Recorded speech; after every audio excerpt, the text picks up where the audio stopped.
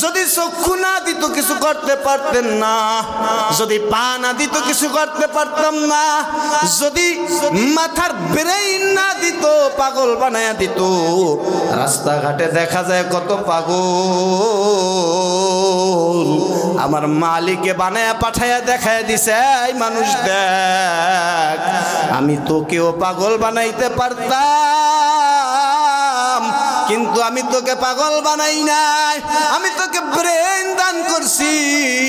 এই ব্রেন দিয়া তুই আমি আল্লাহর হুকুম মানো নাই। আমি তোকে লুলা বানাইতে পারতাম, আমি তোকে লুলা বানাই নাই। তোকে পাও দান করছি, এই পাও পাইয়াও তুই আমি আল্লাহর হুকুম মানো নাই। আমি তোমাকে হাত দিলাম বান্দা, হাত পাইয়াও আমি আল্লাহর হুকুম মানলা না। আমি তোমাকে যা কিছু দেখো সমস্ত নিয়ামত দিয়া দিলাম। দুনিয়ার মধ্যে যত নিয়ামত আছে সব আল্লাহ কার জন্য দিছে? বান্দার জন্য। কার জন্য? দুনিয়ায় যত নিয়ামত দেখেন সব কার জন্য? আর বিরোধিতা করতে করতে হবে। যারা মুমিন হবে, যারা মুমিন ইমানদার হবে, ইমানদারদের মৃত্যু ইমানের সাথে হবে। কত মানুষের মৃত্যু নামাজ অবস্থায় হয়ে যায়, কত মানুষ নামাজের সেজদা অবস্থায় দুনিয়া থেকে বিদায় নেয়, কত মানুষ রমজান মাসে রোজা থাকা অবস্থায় মৃত্যুবরণ করে, কত মানুষ আল্লাহর নামের জিকির করতে করতে দুনিয়া থেকে বিদায় নেয়। আমার মৃত্যুটা কি তার মতো হবে নাকি? আমার মৃত্যুটাও কি জিকিরের হালতে হবে নাকি? আমার মৃত্যুটাও কি নামাজের সিজদা অবস্থায় হবে নাকি? আমার মৃত্যুটা কি আল্লাহর গুণগান গাইতে গাইতে হবে নাকি অন্য হালতে হবে? এই চিন্তা ফিকির মুমিনের করা দরকার। এই চিন্তা ভাবনা আমাদের ভিতরে ঢুকানো দরকার। আমাদের তো মৃত্যুর কোনো ভয় নাই, মৃত্যুর কোনো চিন্তা আমাদের ভিতরে নাই। আমাদের মধ্যে শুধু দুনিয়া, দুনিয়ার চিন্তা, আমাদের মধ্যে শুধু সম্পদের চিন্তা, সন্তানের চিন্তা, আমাদের মধ্যে শুধু স্ত্রীর মহব্বতের চিন্তা, আমাদের মধ্যে শুধু ক্ষমতার চিন্তা, আমাদের মধ্যে মৃত্যুর চিন্তা নাই। আমার যে মৃত্যুবরণ করা লাগবে, আমার যে দুনিয়া থেকে বিদায় নেওয়া লাগবে, এই চিন্তা আমরা ভিতরে ঢুকাই না। যার কারণে আমাদের থেকে অন্যায় কাজগুলো বেশি হইতে থাকে, অন্যায় কাজ বেশি হইতে থাকে। কেন? মৃত্যুর চিন্তা নাই, মৃত্যুর ভয় আমার ভিতরে নাই, এজন্য আমার থেকে অন্যায় কাজগুলো বেশি হইতে থাকে। মৃত্যু থেকে কেউ রেহাই পায় নাই। দুনিয়ার সবচেয়ে বড় বাটপার যে ছিল সেও দুনিয়ায় নাই। দুনিয়ার সবচেয়ে বড় মুনাফিক বেঈমান কাফের যে ছিল সেও দুনিয়ায় নাই। থাকার জন্য চেষ্টা মোটেও কম করে নাই। থাকার জন্য চেষ্টা মোটেও কি করে নাই? কম করে নাই। থাকতে চাইছে পারে নাই, কারণ থাকা যাইবে না। দুনিয়ায় থাকতে চাইছে থাকতে পারে না, কারণ দুনিয়াদার যারা হয় তারা মৃত্যুবরণ করতে চায় না। তারা মনে মনে ভাবে আমি যদি আরো বাঁচতাম, আমি যদি আরো বাঁচতাম। এমন এমন কাজ করে, এমন এমন কর্মের মধ্যে লিপ্ত থাকে, মনে হয় যেন কোনোদিন মরবে না, মৃত্যুর কোনো স্মরণ তার ভিতরে নাই। মনে হয় যেন কোনোদিন দুনিয়া থেকে বিদায় নিবে না। যত বড় বড় নমরুদ বলেন, ফেরাউন বলেন, সাদ্দাত বলেন, হামান বলেন, আর কারুন বলেন না কেন, তারা দুনিয়া পায়া এমন ভাবে আমার আল্লাহকে ভুলে গেছে। এই ফেরাউন কিন্তু ফেরাউন ছিল না, এক সময় কর্মচারী ছিল। কি ছিল? বক্সের সাউন্ড মনে হয় একটু কমায়, বক্সের সাউন্ড একটু দেন, বক্সে গলাটা বইরা, বক্সে বক্সে। ফেরাউন এক সময় কর্মচারী ছিল, কুলি ছিল, কুলি। জমিতে কাজ করত, তরমুজের খেতে কাজ করত, কবরস্থানের দারোয়ানগিরি করত। ফেরাউন এই ধরনের লোক ছিল। কিন্তু ফেরাউনের মধ্যে ক্ষমতার লোভ ঢুকছে। ফেরাউনের মধ্যে ক্ষমতার স্বাদ ঘ্রাণ ঢুকছে। ফেরাউন তার আশপাশে যারা আছে তাদেরকে বলে, এই বেটা, আমার তো একটু ক্ষমতার লোভ লোভ লাগে, আমার তো একটু নেতা নেতা ভাব ভাব লাগে। বলে, নেতাজি আপনি নেতা হইতে চাইলে হন। ফেরাউন নেতা হওয়া শুরু করলো। ফেরাউন একের পর এক টপকা পার হয় আর নেতা হইতে থাকে, বড় নেতা হয়ে যায়। পার হইতে হইতে ফেরাউন এমন পর্যায়ে গেছে, এখন কর্মচারীদেরকে, উজির প্রজাদেরকে ডাক দিয়ে বলে, এই বেটা, নেতা তো হইলাম, এখন আমার একটু খোদা হওয়ার মন চায়। নাউজুবিল্লাহ কইবেন না? কি হইতে চায়? কি আরো জোরে কোন নাউজুবিল্লাহ। ফেরাউন কয়, এখন আমার একটু কেমন কেমন ঘ্রাণ পাই, আমার এখন একটু খোদা হইতে মনে চায়। কত বড় নাফরমান! আল্লাহ ওরে কর্মচারীর তনে উঠাইয়া নিয়া নেতা বানাইয়া দিছে, রাষ্ট্রের প্রধান বানাইয়া দিছে। ওর পেট ভরে নাই, মন ভরে নাই, ও এখন দাবি করছে আমার একটু খোদা হইতে মনে চায়। ঘোষণা দিয়া দিল, ঘোষণা দিয়া খোদা হয়ে গেল। অনেক মানুষ তার পক্ষে চলে আসলো। শুধু খোদাই না, এখন ডাক দিয়া কয়, আমি বড় খোদা। আরো জোরে কন।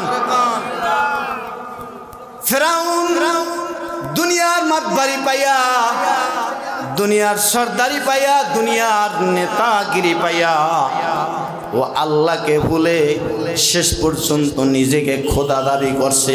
শুধু তাই না, নবীর সাথে বলে, এই আমি আল্লাহর সাথে যুদ্ধ করব। আর জোরে কন। আল্লাহ তো উপর থেকে দেখতেছেন, আল্লাহ সব দেখে। ফেরাউনের অবস্থাটা কি দেখতেছে? ফেরাউন, এই ফেরাউন ইসলামের বিপক্ষে, আমার নবীর বিপক্ষে, আল্লাহর বিপক্ষে অনেক অনেক লোক জমায়া ফেলাইছিল ওই সময়। নমরুদ আল্লাহর বিরোধিতা করছে, নমরুদ আল্লাহর বিরোধিতা করছে। সাদ্দাত আল্লাহর সাথে পাল্লা দিয়া জান্নাত বানায়া ফেলাইছে। দুনিয়ার মধ্যে কি বানাইছে? জোরে কন। এই হাঁটা চলাগুলো একটু বন্ধ করেন, এই রাস্তাটা বন্ধ করে দেন। সাদ্দাত আল্লাহর সাথে পাল্লা দিয়া জান্নাত বানাইছে, ঘোষণা দিছে, আমি আল্লাহর জান্নাতে যাব না, আমি নিজে জান্নাত বানায়া জান্নাতে যাব। সাদ্দাত সমস্ত আয়োজন গুছ কইরা ফেলাইছে। সাদ্দাত জান্নাত বানাইছে দুনিয়ার মধ্যে, জান্নাতে ঢুকবে। এমন সময় আজরাইল আলাইহিস সালাম উপস্থিত হয়ে গেছেন। আজরাইল আলাইহিস সালাম আসিয়া বলে, এই সাদ্দাত, তোমার তো যাওয়ার সময় হয়ে গেছে, তুমি তো থাকতে পারবা না। সাদ্দাত আজরাইলকে ডাক দিয়া বলে, এই তুমি কে? তুমি কে আমাকে বাধা দেওয়ার? আমি বড় শখ করে জান্নাত বানাইছি, আমি জান্নাতে ঢুকবো, তুমি বাধা দেওয়ার কে? আজরাইল আলাইহিস সালাম বলে, এই সাদ্দাত, আমি হইলাম আজরাইল।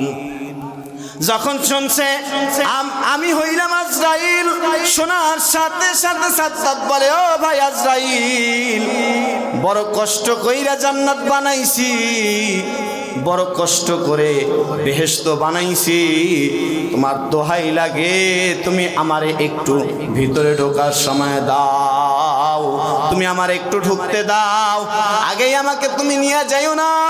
আজরাইল ধমক দিয়া বলে, এই খবিশ, এই আহাম্মক, আমার আল্লাহ তোকে অনেক সময় দিছে, তুই তোর সময় কাজে লাগাও নাই, তুই সময় পাই আমার আল্লাহর বিরোধিতা করছো, তুই সময় পাই আল্লাহর বিরুদ্ধে ঘোষণা দিয়া জান্নাত বানাইছো। আমার আল্লাহ পাঠাইছে, আজকে আর কোনো সুযোগ নাই, আজকে তোকে আমার সাথে যাওয়াই লাগবে। সাদ্দাত কিন্তু থাকতে পারে নাই, তার বানানো জান্নাতেও ঢুকতে পারে নাই, নমরুদ থাকতে পারে নাই।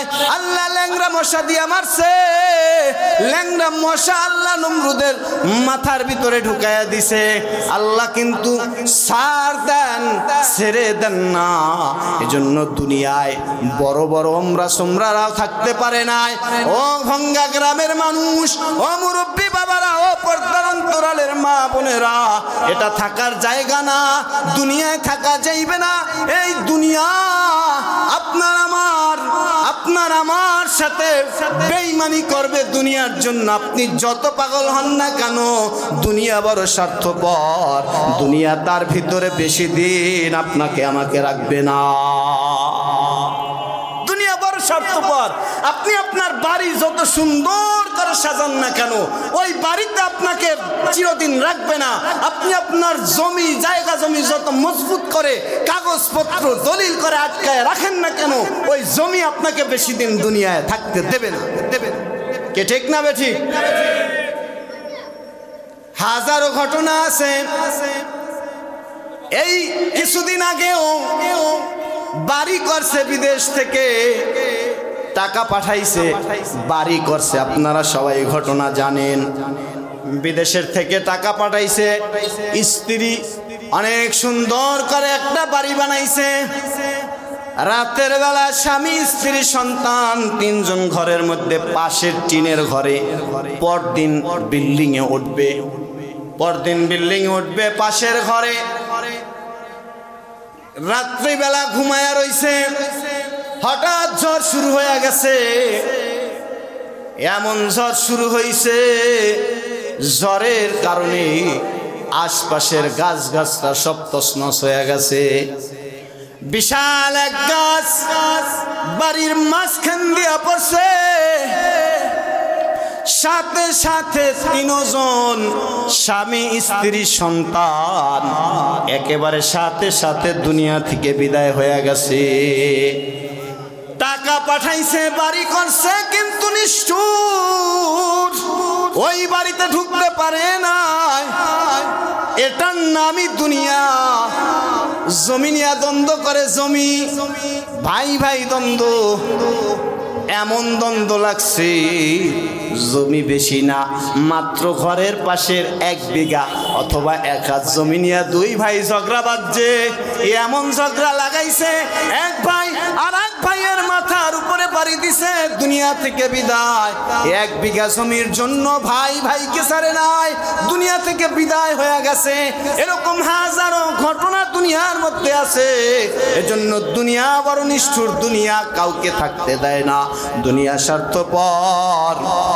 এটাই আল্লাহ বলেন, মিনহা খালাকনাকুম ওয়া ফিহা নুঈদুকুম ওয়া মিনহা নুখরিজুকুম তারাতান উখরা। এরে মাটির মানুষ, অহংকার করার কিছু নাই, গর্ব করার কিছু নাই, অহংকার করে কোনো লাভ নাই। কারণ সমস্ত অহংকারের মালিক আমার আল্লাহ। দুনিয়ার কোনো মানুষ অহংকার করে লাভ নাই, কারণ এটা মাটির মানুষ, ভেজাইলা পানি থেকে বানাইছে, ভেজাইলা পানির মাধ্যমে এই মাটির মানুষকে আল্লাহ বানাইছে।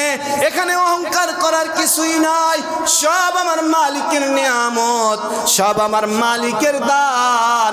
দুনিয়ার মানুষের অহংকার করার কিছু নাই, অহংকার করে লাভ নাই। কারণ যারা অহংকার করছে তারা চিরদিন দুনিয়ায় থাকতে পারে না। যারা অহংকার করছে তারা কি দুনিয়াতে আছে? জোরে বলেন, আছে? নাই। অহংকার করেও দুনিয়াতে থাকতে পারে নাই, কাজে অহংকার করে লাভ কি? ক্ষমতা দেখাইও দুনিয়াতে থাকতে পারে নাই, কাজেই ক্ষমতা দেখাইয়া লাভ। কাকে ক্ষমতা দেখাইবেন? কার মাথায় বাড়ি দিবেন? কেন দিবেন? অন্যায় ভাবে যদি কাউর উপরে আঘাত করেন, এই আঘাতের পরিণাম কিয়ামতের ময়দানে ভোগ করতে হবে। ঠিক না বে ঠিক? অন্যায় ভাবে যদি কানেকশন নাই। বলে কেন নাই? বলে এটা ডিস্টার্ব, ঝামেলা করে, বিবির সাথে ঝগড়া বাজে, সন্তানের সাথে ঝগড়া বাজে। তাইলে কি করবা? বলে করার একটাই আছে, বৃদ্ধাশ্রম। বৃদ্ধাশ্রমে দিয়ে আসে। আমাদের দেশে তো বৃদ্ধাশ্রমের অভাব নাই, জায়গায় জায়গায় বৃদ্ধাশ্রম। বলে কেন? কারণ সন্তানরা বাবা মা বুড়া হয়ে গেলে তাদেরকে বৃদ্ধাশ্রমে দিয়ে আসে। বলে কেন দিয়ে আসে? কারণ হলো বুড়া হয়ে গেলে এর কোনো হিতাহিত জ্ঞান থাকে না। এ খাতা বালিশ ল্যাপ তোষক সব মাইখা পালায়, এটা ঘরে রাখলে ঝামেলা, এজন্য বৃদ্ধাশ্রমে দিয়ে আসে। নাউজুবিল্লাহ কইবেন না? কপাল পরা সন্তান আছে না নাই? এই সন্তান, বাবা বুড়া হয়ে গেছে, বৃদ্ধাশ্রমে দিয়ে আসো, খাতা বালিশ মাখে। তুমি তো বাবা মার কোলে খাতা বালিশ মাখছিলা, তোমারে তো শিশু আশ্রমে দিয়ে আসে নাই। কি দিয়ে আইছে নাকি? এই কোন ইতিহাস আছে যে সন্তান পায়খানা পেশাব করে বিছানায়, এজন্য মা বাবা রাগ হইয়া শিশু আশ্রমে দিয়ে আসছে? কি আছে? জোরে কোন? এই সন্তান, চাইলে তুমি তোমার বাবাকে কেন বৃদ্ধাশ্রমে দিবা? তোমার বাবা তো তোমাকে শিশু আশ্রমে দিয়ে আসে না। এ কথা কন না কা? তুমি কেন দিবা? ধৈরা নাও, তোমার কপাল পড়ছে, কপাল পড়ছে। এই পোড়া কপাল নিয়ে যদি কবরে যাও, জাহান্নাম ছাড়া কোনো গতি থাকবে না। এজন্য মা বাবার কাছে মাপ চাইয়া, মা বাবার হাতে পায়ে ধরে মাপ চাইয়া তারপর অন্ধকার কবরে যাও। আল্লাহ আমাদের বুঝার তৌফিক দান করেন। আরো জোরে কন, মিনহা খলাকনাকুম। আল্লাহ বানাইছে মাটি থেকে, মাটির ভিতরে আবার যাওয়া লাগবে। কিন্তু মাটিতে যাওয়ার আগে কি নিয়ে যাব, কি নিয়ে রওনা দিলাম, কি আমল আমার সাথী হইল, কি আমল নিয়ে আমি কবরে যাইব, মাটির ভিতরে যাইব, এই চিন্তা ফিকির কইরা আমল বানাইয়া সাথে তারপরে কবরে যাওয়া লাগবে। আমল নিয়ে কবরে যাওয়া লাগবে। আমল নিয়ে যদি কবরে না যাই, আমল যদি সাথী না বানাই, তাইলে ওই কবরে যাওয়ার সাথে সাথেই শুরু হয়ে যাবে, যাওয়ার সাথে সাথেই মায়ের পিঠ শুরু হয়ে যাবে। যেমন দুনিয়ার মধ্যে সরকার যে আইন কইরা দেয়, এই আইন যদি জনগণ না মানে, উল্টা পাল্টা করে, জনগণের জন্য শাস্তির বিধান আছে না নাই? আরো জোরে কন। দুনিয়ার সরকারের আইন না মানলে, দুনিয়ার সরকারের কথা না শুনলে, দুনিয়ার সরকার যে আইন করে ওই আইন যারা মানে না, সন্ত্রাসী করে, লুটতরাজ করে, চাঁদাবাজি করে, মানুষের ধন সম্পদ লুণ্ঠন করে, মানুষকে অন্যায়ভাবে মারে, এই যারা এই কাজগুলো করে তাদের জন্য দুনিয়ার সরকারের আইন আছে না নাই?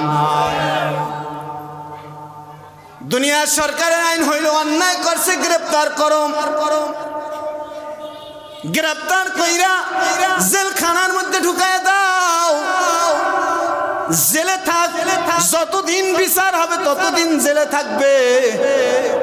বিচার শেষ হইবে, রায় দিবে, রায় যেটা দেবে সেই শাস্তি ভোগ করা লাগবে। দুনিয়ার সরকারের আইন যারা মানে না, দুনিয়ার সরকারের কথা যারা মানে না, তাদেরকে যেমন ওই জেলখানার মধ্যে, ওই কয়েদখানার মধ্যে নিয়ে ঢুকায়া দেয়। দুনিয়ার সরকারের আইন না মানার কারণে যেমন শাস্তি দেয়, কাউরে কাউরে ফাঁসির রায় দেয়, দুনিয়ায় অন্যায় করার কারণে 5 বছর 10 বছর সাজা দিয়া দেয়। এটা দুনিয়ার সরকার। আমাদেরটা খাইয়া সরকার মসনদে বৈশা থাকে, তারপরেও আমাদেরকেই সাজা দেয়। কি ঠিক না বে ঠিক? আচ্ছা, সরকারের আমরা কিছু খাই? কথা কয় না। আমরা সরকারের কিছু খাই না। সরকারে যারা থাকে তারা আমাদের থেকে খাজনা ট্যাক্স নিয়ে এরপরে এসির মধ্যে ঘুমায়। কথা কয় না। সম্পদ আমাদের না, জনগণের না, তাহলে আমাদের জনগণের সম্পদ, জনগণের সম্পদের খাজনা এবং ট্যাক্স নিয়ে সরকার এসিওয়ালা গাড়িতে ঘোরে, এসিওয়ালা বাড়িতে ঘুমায়, তারপরেও তার আইন না মানলে পিটা। কি ঠিক না বেঠিক? কিছু খাইলাম না, কিছু ধরলাম না, কিছু শুইলাম না, শুধু আইন মানি নাই, এজন্য শাস্তির বিধান রাখছে। আর আল্লাহ রাখ দিয়া কয়, বান্দা, এই বান্দা, ফাবিআইয়ি আলাই রাব্বিকুমা তুকাযিবান, আমার কোন নিয়ামতের অস্বীকার করবি? এই যা কিছু দেখো সব নিয়ামত আমি আল্লাহ দিয়ে দিলাম। কে দিছে? জোরে কান। আল্লাহ দিছে সমস্ত নিয়ামত। কার? এই আঙ্গুলি কে দিছে? এই হাত কে দিছে? চক্ষু কে দিছে? দুনিয়ার কোন নেতা দিছেনি? তা দুনিয়ার নেতার পিছনে দৌড়াইয়া চৌখারাই কারণটা কি? কথা কয় না। কি ঠিক না ঠিক? হাত দিছে কে? আরো জোরে কোন। পা দিছে কে? এই আমার সমস্ত শরীর, অঙ্গ প্রত্যঙ্গ যা আছে সব আমার মালিকের দান। আমার মালিক যদি আমাকে একটা আঙ্গুল না দিত, দুনিয়ার এমন কোন শক্তি ছিল না আমার আঙ্গুলটা দেওয়ার মতো। আমার মালিক যদি আমার একটা হাত না দিত, দুনিয়ার এমন কোন শক্তি ছিল না আমার হাত দিত। আমার মালিক যদি আমার দুইটা চক্ষু না দিয়া আমাকে অন্ধ বানায়া পাঠাইতো, দুনিয়ার এমন কোন শক্তি ছিল না আমার চক্ষু দিত। ছিল নাকি? এই যে আজকে এক হাফেজ, অন্ধ হাফেজ কোরআন তেলাওয়াত করছে, শুনছেন না আপনারা? কি মধুর সুরে তেলাওয়াত। ও যদি চেষ্টা করে যতদিন বাঁচবে ওর চক্ষু দুইটা আর ফেরত আনতে পারবে না। বানাইছে কে? বান্দার জন্য দিছে, সব আমাদেরকে দিছে, সব সব। এই যত নিয়ামত দেখেন, পানির নিচে যত নিয়ামত, পানির নিচের যত নিয়ামত, পানির উপরের যত নিয়ামত, মাটির উপরের যত নিয়ামত, মাটির নিচের যত নিয়ামত, গাছের যত নিয়ামত বলেন, যত নিয়ামত আছে সমস্ত নিয়ামত আল্লাহ দিছে বান্দার জন্য। সব বানাইছে আল্লাহ বান্দার জন্য, সব আল্লাহ বান্দাকে দিয়া দিছে বিনা হিসাবে, কোনো হিসাব করে নাই। এই বান্দা তোর অক্সিজেন লাগবে, আমি আল্লাহ তোর অক্সিজেন দিয়া দিলাম, কোনো হিসাব করলাম না। এই বান্দা তোমার পানি লাগবে, পানি আমি আল্লাহ তোমাকে পানি দিয়া দিলাম, বিনা হিসাবে, কোনো হিসাব লাগবে না। এই বান্দা তোমার যা কিছু দরকার, আলো লাগবে, আলো দিনের বেলা আমি তোমাকে আলো দিয়া দিলাম, কোনো হিসাব দিলাম না। যত আলো দরকার সব আলো দিয়া দিলাম। আমার যা কিছু দরকার তোমার আমি সব তোমাকে দিয়া দিলাম। এই সব কিছু আল্লাহ আমাদেরকে দিছেন, আর কারোর জন্য না, সব আল্লাহর বান্দাদের জন্য। সব সব যদি হিসাব করতেন, হিসাব, এই যদি হিসাব করতেন যে এই বান্দা অক্সিজেন আমি আল্লাহ দিছি, এটা কেনা লাগবে, দৈনিক কিনা এরপর গ্রহণ করা লাগবে। দুনিয়ার কোনো মানুষের সাধ্য ছিল নাকি এই অক্সিজেন নিয়ে বাঁচার? কোনো সাধ্য ছিল না। বিনা হিসাবে দিছেন, কোনো হিসাব নাই। সব আল্লাহ বান্দারা দিছে। কেন দিছে? কারণ কি? আল্লাহ সব বানাইছে আমাদের জন্য। আর আল্লাহ বলে, বান্দা আমি তোমাদেরকে বানাইছি আমার জন্য। সব বানাইছে বান্দার জন্য। আর বান্দারে বানাইছে কার জন্য? জোরে কোন। আল্লাহর জন্য বানাইছে, সব বান্দা ভোগ করবে, কোনো অসুবিধা নাই। আর বান্দারে বানাইছে আল্লাহর জন্য। আল্লাহ তার কুরআনুল কারীমের মধ্যে বলে দিবেন, ওয়ামা খালাকতুল জিন্না ওয়াল ইনসা ইল্লা লিয়াবুদুন, আমি মানুষ এবং জিন জাতি বানাইছি শুধু আমার ইবাদত করবে। কিসের জন্য? ইবাদতের জন্য। ইবাদত করি কই? কই ইবাদত করি? কি করি? কিছুই তো করি না। আজকে ফজরের আজান হবে, গতকালকে ফজরের আজান হইছে, আজকে মাগরিবের আজান হইছে। এই ভঙ্গা গ্রামে কত মানুষ আর নামাজ পড়ছে কত মানুষ? এশার নামাজের আজান হবে, ভঙ্গা গ্রামে কত মানুষের নামাজ পড়বে, কত মানুষ। ফজরের আজান হলে মুয়াজ্জিন ডাক দেয় আসসালাতু খায়রুম মিনান নাওম, ঘুমের সে নামাজ ভালো। আর তুমি ঘুমাইও না, ঠিক মতো পড়িলে নামাজ জান্নাত হবে ঠিকানা।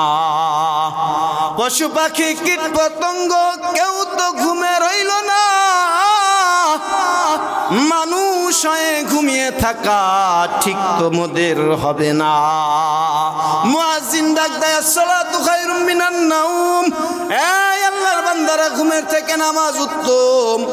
আমি নাক টাইনা টাইনা ঘুমাই, দেখা যায় মসজিদে আজান হয়ে গেছে, নামাজের জামাতে দাঁড়ায় গেছে, এলাকায় মানুষের অভাব নাই, মুসল্লির কাতারে এক কাতারও নাই, এক কাতারও নাই। এত ওয়াজ, এত নসিহত, এত বয়ান, তারপরেও মুসল্লি বাড়ে না। কি বাড়ে না? মুসল্লি বাড়ে না। বলে কেন? কারণ হইল ওয়াজ শুনি ঠিকই, আমলের নেয়াইতে না। কি কথা কন না কা? ওয়াজ শুনি ঠিকই, ওয়াজ করি ঠিকই, আমলের নিয়ত না। এক কান দিয়ে ঢুকাই আর এক কান দিয়ে বাইর করে দেই, যার কারণে এশারের নামাজেও মুসল্লি নাই, ওয়াজ শেষে হাজারো মুসল্লির অভাব নাই, কিন্তু ফজরের নামাজে কাতারে দেখা যায় এক কাতারও নাই। ওয়াজের দিন, ওয়াজের কথা ঠিক না বে ঠিক? ওয়াজের দিন, অন্য দিন বাদ দিলাম, ওয়াজের দিন মুসল্লির কাতারে ফজরে এক কাতারও নাই। আমলের বড় অভাব, এজন্য আমল করা লাগবে। শুধু এলেম নিলেই হবে না। এলেম এটা সব মানুষ নিতে পারে, এলেম সবাই গ্রহণ করতে পারে, কিন্তু এলেম অনুযায়ী আমল করা লাগবে। এলেম অনুযায়ী কি করা লাগবে? আমল করা লাগবে। আমল আমল করলেও হবে না, হবে না। আমলটা করতে হবে ইখলাসের সাথে। আমি নামাজ পড়লাম কেন পড়লাম? আল্লাহর জন্য পড়লাম। আমি রোজা থাকলাম আল্লাহর জন্য, ইখলাসের সাথে করতে হবে। ইখলাস বিনা আমলও কোনো কাজে আসবে না। এক চাচা দৈনিক ঘন ঘন মসজিদে যায়। কি ব্যাপার, আপনারা তো মসজিদে দেখলাম না, এত ঘন মসজিদে এখন ইদানি কয় বাড়িতে বিয়ে হয়েছে। ঠিক না বে ঠিক? কে আছে না নাই? কয় বাড়িতে বিয়ে হয়েছে, এজন্য একটু গুনো গুনো আওয়া লাগে, আর নইলে ইজ্জত থাকে। তাইলে নামাজ পড়লো এটা আল্লাহর জন্য পড়লো না। ফাওয়াইলুল লিল মুসাল্লিন, ওই মুসল্লির জন্য ওয়াইল দোজক, ওই মুসল্লির জন্য দোজক। আল্লাযিনা ফাওয়াইলুল লিল মুসাল্লিন, যেই মুসল্লি নামাজ আল্লাহর জন্য পড়বে না, যেই মুসল্লি নামাজ আল্লাহর জন্য পড়বে না, আমল আমার আল্লাহর জন্য করবে না, এর মধ্যে লোক দেখানো থাকবে, রিয়া থাকবে, সেই নামাজ, সেই রোজা, সেই পর্দা, সেই হজ, সেই যাকাত দ্বারা জান্নাতে যাইতে পারবে না। এজন্য আমল করতে হবে ইখলাসের সাথে। কি ঠিক না ঠিক? যে কথা বলতেছিলাম, দুনিয়া স্থায়ী না ক্ষণস্থায়ী, এখানে চিরদিন থাকা যাবে না, এটা অন্তরের মধ্যে ঢুকাইতে হবে। এই নফস, এই যে মারামারি করো কেন করো? তুমি তো থাকতে পারবা না। এই নফস, নামাজ যে পড়ো না কেন পড়ো না? তুমি তো থাকতে পারবা না। এই নফস, এই আব্দুর রহমান আব্দুল্লাহ, এই যে আকাম কুকাম করো কেন করো? তুমি তো থাকতে পারবা না। এই কথাটা যখন দিলের মধ্যে ঢুকাইতে পারবো, তখন না হয় আমার থেকে ভালো ভালো আমলগুলো প্রকাশ পেতে থাকবে। কি ঠিক না বে ঠিক? কিন্তু এটা আমরা দিলে ঢুকাই না যে আমি থাকতে পারবো না, আমি থাকতে পারবো না। আজান কয়টা? আমি থাকতে পারবো না, এই কথাটা আমার দিলের ভিতরে ঢুকাই না। এজন্য আমার থেকে আকাম কুকাম আর গুনাহের কাজগুলো বেশি হয়। কি ঠিক কিনা? ঢুকাইতে হবে, দিলে লাগাইতে হবে। কুল্লু নাফসিন যায়কাতুল মাউত, প্রত্যেক প্রাণী মরণশীল, আমাকে মৃত্যুবরণ করতে হবে, এটা আমার অন্তরের মধ্যে ঢুকাইতে হইবে, গাঁথতে হইবে। এখানে যখন আমার অন্তরে ঢুকাইতে পারবো যে আমি তো বাঁচবো না বেশি দিন, আমার তো সময় নাই, কোন সময় আজরাইল আইসা বাড়ির দরজায় নক করবে এটা তো আমার জানা নাই। যখন এটা আমার দিলের ভিতরে ঢুকবে তখন আমার থেকে বেশি বেশি নেক আমল প্রকাশ পেতে থাকবে। কিন্তু এটা যখন ঢুকবে না তখনই আমার থেকে অন্যায় কাজগুলো বেশি হইতে থাকবে। এজন্য মৃত্যুর স্মরণ করা, মৃত্যুর জন্য প্রস্তুতি গ্রহণ করা, মৃত্যুর জন্য প্রস্তুতি গ্রহণ করা। বুদ্ধিমান তো সেই ব্যক্তি যেই ব্যক্তি দুনিয়ায় থাকা অবস্থায় আখেরাতে যাওয়ার জন্য, আখেরাতের জন্য সামানা পাঠায়, মাল পাঠায়, আখেরাতের অ্যাকাউন্টে জমা করে, যেমন দুনিয়ার অ্যাকাউন্টে জমা করতে থাকে। উদাহরণ দিলে বুঝবেন, যারা বিদেশ থেকে প্রবাসে থাকে, প্রবাসে যাইয়া সেখানে তারা অনেক বড় একটা বিল্ডিং করে নাকি, কথা কন না কা করে না কেন? কারণ সেটা তার প্রবাস জীবন, ওখানে সে থাকবে না বেশি দিন না, অল্প কিছুদিন থাকবে। এজন্য ওখান থেকে ইনকাম কইরা কইরা অ্যাকাউন্টে টাকা পাঠায় দেয়, কি ঠিক না বেঠিক? আর টাকা আইসা কিসে জমা হয়? অ্যাকাউন্টে জমা হইতে থাকে, অ্যাকাউন্টে টাকা পাঠায় আর জমা হয়, জমা হয়, জমা হয়। একদিন খবর আসছে কি আব্দুল্লাহর বেটা আব্দুর রহমান প্রবাসে নাই, চলে আসছে দেশে, কি ঠিক না বেঠিক? এরপর কি করে? দেশে আইসা সেই অ্যাকাউন্ট থেকে টাকা উঠায়, আস্তে আস্তে উঠায় আর খরচ করে, উঠায় আর এই একটা বাড়ি করে, একটু জমি রাখে, একটু এইটা করে সেইটা করে, কি ঠিক না বেঠিক? ওটা প্রবাস জীবন, ওখানে পয়সা ইনকাম কইরা টাকা অ্যাকাউন্টে পাঠায় দিছে, সেই টাকা এখানে আইসা আস্তে আস্তে খরচ করে, কাজে লাগায়। ঠিক তদ্রূপ এটা আমাদের প্রবাস জীবন। এখানে আমরা বিল্ডিং করি আর যা কিছু করি না কেন, এখানে আমার থাকা যাইবে না। এখান থেকে আমার অ্যাকাউন্টে, আখিরাতের অ্যাকাউন্টে মাল সামানা টাকা সওয়াব পাঠাইতে হইবে, ঠিক না বেঠিক? এখান থেকে পাঠাইলে প্রবাস জীবন যখন শেষ হয়ে যাইবে, আমার এই দুনিয়ার জীবন যখন শেষ হয়ে যাইবে, শেষ হয়ে যাওয়ার পর আমি যখন অন্ধকার কবরে যাত্রী হয়ে আখিরাতের পথে রওনা দিব, তখন ওই যে প্রথম ঘাটি কবর, সেখান থেকেই আমার সেই অ্যাকাউন্টের মাল আস্তে আস্তে বের হবে, কি ঠিক না বেঠিক? সেখান থেকে যদি আমি পাঠাইতে পারি, কিছুই পাঠাইলাম না, প্রবাস জীবনে শুধু ঘুরলাম পড়লাম আর খাইলাম আর আকাম কুকাম করলাম, দেশে অ্যাকাউন্টে টাকা পাওয়া যাইবে? জোরে কন, আরো জোরে কন। দুনিয়ার মধ্যে যারা এই আকাম কুকাম আর ঘোরাফেরার মধ্যে সময় কাটায়, চায়ের দোকানে আড্ডায় সময় কাটায়, নামাজের সওয়াব তার অ্যাকাউন্টে জমা করে না, রোজার সওয়াব তার অ্যাকাউন্টে জমা করে না, হজের সওয়াব তার অ্যাকাউন্টে জমা করে না, দান সৎকার সওয়াব তার অ্যাকাউন্টে জমা করে না, এই সমস্ত লোকজন কবরে যাওয়ার সাথে সাথে আযাব শুরু হয়। এজন্য আমাদেরকে নামাজের সওয়াব আমাদের অ্যাকাউন্টে নিতে হবে, রোজার সওয়াব অ্যাকাউন্টে নিতে হবে, যত আমল আছে নেক আমল আল্লাহর হুকুম নবীর তরিকায় সব আমার অ্যাকাউন্টে জমা করা আছে। কি রাজি আছেন সবাই? আরো জোরে বলেন, রাজি আছেন? এজন্য বেশি বেশি ইবাদত করতে হবে। কি করতে হবে? না গুনাহ, কথা কয় না, বেশি বেশি কি করতে হবে? ইবাদত করতে হবে। জিন্দেগিতে আমলে জিন্দেগি ভরপুর করে ফেলতে হবে।